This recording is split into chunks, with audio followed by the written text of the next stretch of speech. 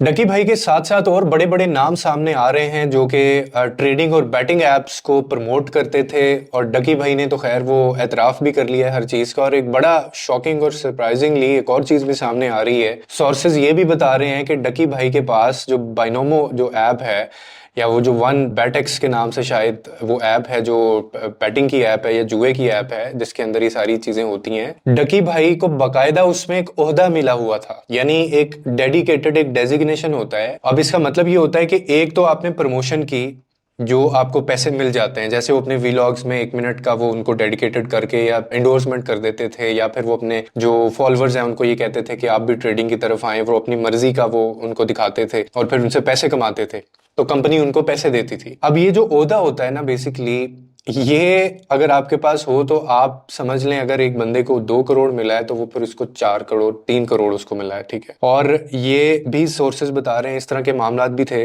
उनके साथ साथ अब और नाम भी सामने आए हैं, जिसमें से एस्ट्रोलॉजी का नाम है। दूसरा, अगर फीमेल्स की बात करें हम पाकिस्तान में, not in a positive sense और not in a women empowerment sense, जो कि बेटियां ही बेटियां हैं और वो बेटियां ही काम करती हैं, तो इनका पाकिस्तान में सबसे बड़ा चैनल माना जाता है कंटेंट क्रिएटर्स में। अगर टॉप 3 हम निकालें तो उसमें ये सबसे ऊपर होती हैं। तो इकरा कंवल उनका नाम है, वो भी बाकायदा इस नाम उनका भी नाम है, उनको भी नोटिस चला गया है। अनसली जो है पिछले दिनों आपको गाड़ी तोड़ते नजर आए, उनका भी इस लिस्ट में नाम है। और एक बच्चा है जिसका नाम मोहम्मद हुसनैन है, जो कि बज़ाहिर मोटिवेशनल स्पीकर है और वो एजुकेशनल कंटेंट बनाता है, उसका नाम भी इसके अंदर शामिल है। अब देखिए, मैं एक बात आपको अक्सर करता होता हूं कि ये बहुत जरूरी होता है कि जो बंदा आपको कोई चीज कह रहा है, जो मोटिवेशनल स्पीकर्स जो सो कॉल्ड होते हैं, मैंने अपने आप को कभी भी मोटिवेशनल स्पीकर नहीं कहा, ठीक है।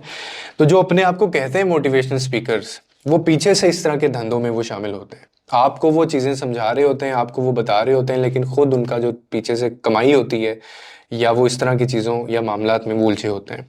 तो ऐसे लगता है कि जब से ये सवाल उठना शुरू हुआ कि जी सिर्फ डकी भाई के खिलाफ ही क्रैकडाउन क्यों हो रहा है, इवन रजब भट्ट का उसके अंदर नाम है, इनको नोटिस जारी कर दिए गए हैं। पतलू जो है उसके अंदर शामिल है, उनको नोटिस भी जारी कर दिए गए हैं। तो अब ये ऐसा लगता है कि सारे ही लोग रिडार के ऊपर हैं और अब इन सब के खिलाफ कार्रवाई होने जा रही है। और बाकायदा उन लोगों के खिलाफ भी जो इन एप्स में इन्वॉल्व रहे हैं, यानी इनके जो फॉलोअर्स हैं। बाकायदा मोबाइल एप्लीकेशंस ऐसी हैं जिनको बैन कर दिए गए पाकिस्तान के अंदर और उनको डिस्करेज किया जा रहा है।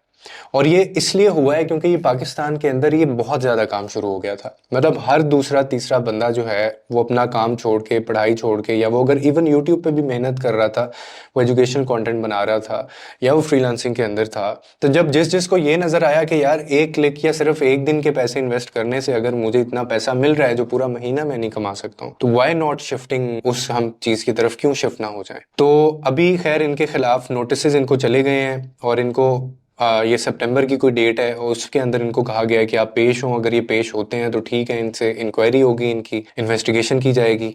और अगर ये पेश नहीं होते हैं तो फिर इनके साथ भी वो सब कुछ हो सकता है जो डकी भाई के साथ हो रहा है। तो आखिर में मैं इतना ही कहना चाहूंगा कि उन तमाम लोगों को कि जिनको ये बड़ा एक मतलब सरसब्ज बाग लगता था, या ये सोशल मीडिया की जो दुनिया है, जिनको ये लगता था कि यार ये असल ज़िंदगी है, तो फिर आपके सामने असल ज़िंदगी आ गई होगी किस तरह से होती है। जिसके अंदर एक बेटा है, वो जेल के अंदर है, उसकी माँ का आप तकलीफ़ और दुख समझें क्या होगा कि वो अपने बेटे को घर इतना बड़ा, वो भी पता चला कि रेंट का है, मतलब इतनी गाड़ियाँ, इतना पैसा। और यूजुअली इनके जो यूट्यूब चैनल्स हैं, मैं ना एक चीज़ सोचता हूँ कि ये जितने लोग हैं, ये इन्फ्लुएंसर्स थे, इनका तो सिर्फ यूट्यूब का धंधा ही इतना अच्छा चल रहा था कि अगर ये उसको ही चलाते रहते, उससे ये पैसे कमाते रहते, तो ये इनफ था इनके लिए, एक इंसान के लिए काफ़ी होता है।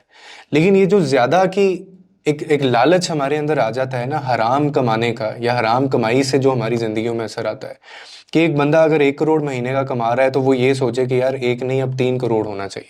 अब वो बाकायदा इस चीज़ के पीछे पड़ जाए कि मैंने वो 3 करोड़ कैसे कमाना है। तो ये इस चक्कर में सारे ये पड़ गए थे। तो ये तो फिर अल्लाह का कानून भी है, ये कानून कुदरत भी है कि लालच जो होता है वो इंसान को कहाँ से कहाँ ले जाता है। और बिलीव मी, जितना पैसा इन लोगों ने बना लिया है, या जितना पैसा आगे ये बनाएंगे, इनको या मुझे या आपको ये तक हमें श्योरिटी नहीं है कि ये जो पैसा हम कमाते हैं ये हमारे नसीब में भी आना है या नहीं आना। ये तो जगह हम खरीदते हैं, ये जो गाड़ियां हम खरीदते हैं, ये हमारे नसीब में भी आनी है या नहीं आनी। आप एनालिसिस तो थोड़ा करके देखें ना, थोड़ा डीप रूटेड जाके देखें चीज़ों के अंदर कि ये दुनिया, ये हम लोग इस जिंदगी में कितनी देर के लिए आए होते हैं, और इतना ज़्यादा पैसा कमा के आपने क्या करना होता है।